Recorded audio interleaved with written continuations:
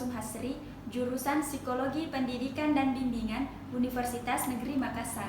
Dalam video ini, saya akan melakukan kegiatan layanan bimbingan klasikal secara online.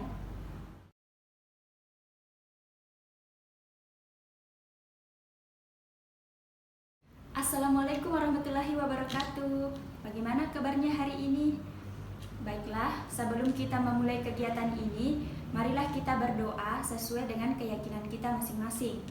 Berdoa dimulai.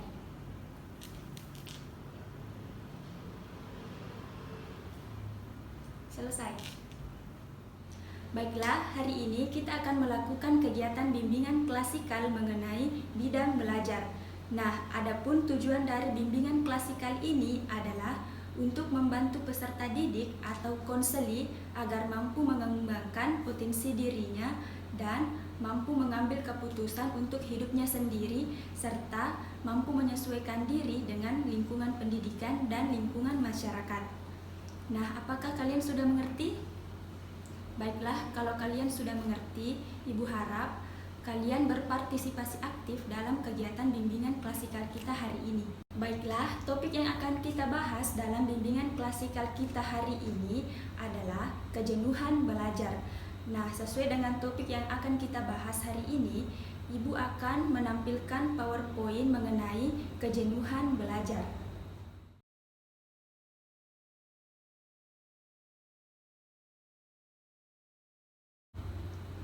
Nah, yang pertama, pengertian kejenuhan belajar.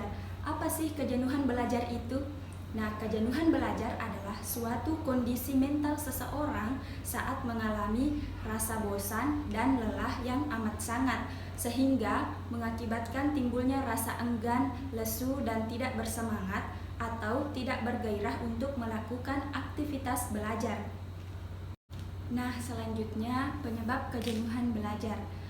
Yang pertama, cara atau metode belajar yang tidak bervariasi. Seringkali siswa atau mahasiswa tidak menyadari bahwa cara belajar mereka sejak sekolah dasar sampai perguruan tinggi tidak berubah. Kebiasaan belajar yang sering dilakukan siswa atau mahasiswa sejak di sekolah dasar yaitu melakukan aktivitas belajar hanya jika akan menghadapi tes atau ujian. Cara belajar yang tidak berubah-ubah seperti itulah yang merupakan salah satu penyebab terjadinya kejenuhan belajar. Yang kedua, belajar hanya di tempat tertentu. Belajar hanya di tempat tertentu dengan kondisi ruang seperti letak meja, kursi, benda-benda lain, keadaan dinding, dan lain-lain. Kondisi ruang yang tidak berubah-ubah dapat pula menimbulkan kejenuhan belajar.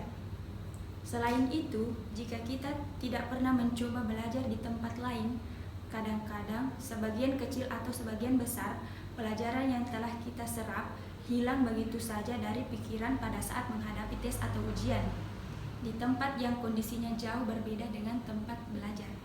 Yang ketiga, adanya ketegangan mental yang kuat dan berlarut-larut pada saat belajar.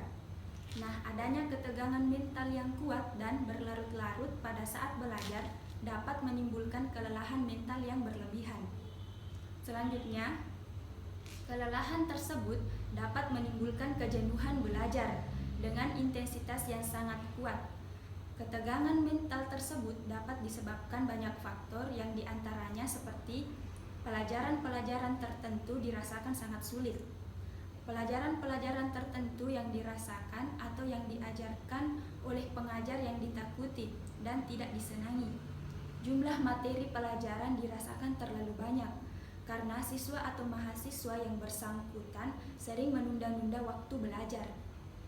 Takut gagal dalam ujian atau tes, belajar secara mendadak karena biasanya belajar hanya dilakukan bila akan menghadapi ujian atau tes pada esok harinya. Yang keempat, kurang aktivitas rekreasi atau hiburan. Sebagaimana halnya dengan aktivitas fisik, proses berpikir yang merupakan aktivitas mental saat kita belajar dapat pula menimbulkan kelelahan. Dan kelelahan tersebut membutuhkan juga istirahat dan penyegaran. Kelelahan yang ditimbulkannya tidak terasa pada mental atau pikiran saja, tetapi juga pada seluruh bagian fisik. Nah, yang terakhir, cara mencegah dan mengatasi kejenuhan belajar. Yang pertama, belajar dengan cara atau metode yang bervariasi. Belajarlah dalam waktu yang secukupnya saja, tetapi lakukan secara kontinu. Dengan belajar secara kontinu, kita akan selalu siap menghadapi tes atau ujian kapan saja. Walaupun guru atau dosen yang bersangkutan tidak memberitahu jadwal tes atau ujian tersebut sebelumnya. Yang kedua, menciptakan suasana baru di ruang belajar. Sebaiknya coba ciptakan suasana baru di ruang belajar. Umpamanya, dengan belajar sambil mendengarkan musik instrumental yang berirama tenang dan merupakan musik kesenangan kita. Atau dengarkanlah musik tersebut setiap kali kita berhenti belajar untuk beristirahat sejenak. Dengan cara ini, setidaknya kelelahan dan kejenuhan belajar dapat dianalisir. Yang ketiga, hindarkan adanya ketegangan mental saat belajar. Adapun cara belajar santai untuk menghindari atau mengurangi ketegangan dapat dilakukan dengan cara memperkecil seminimal mungkin kesulitan-kesulitan dalam pelajaran tertentu. Usahakan untuk lebih memfokuskan perhatian kepada pelajaran yang diajarkan, bukan kepada pengajarnya. Hindarkan kebiasaan selalu menunda-nunda waktu belajar, yang hanya akan menyebabkan materi pelajaran yang belum dipelajari menjadi semakin banyak dan semakin berat. Belajarlah secukupnya sejak awal semester dan lakukanlah secara kontinu serta bertahap. Keempat, melakukan aktivitas rekreasi atau hiburan.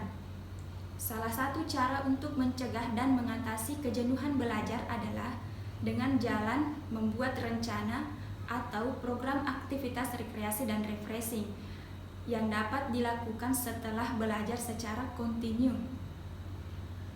Usahakan agar aktivitas-aktivitas tersebut merupakan pengembangan hobi yang berbentuk keterampilan tertentu dan bermanfaat pula untuk menunjang masa depan. Perlu diusahakan agar aktivitas-aktivitas tersebut dilakukan secara bervariasi, karena suatu kegiatan hiburan apapun akan berkurang intensitas hiburannya bila terasa telah membosankan. Nah, itulah tadi materi mengenai kejenuhan belajar.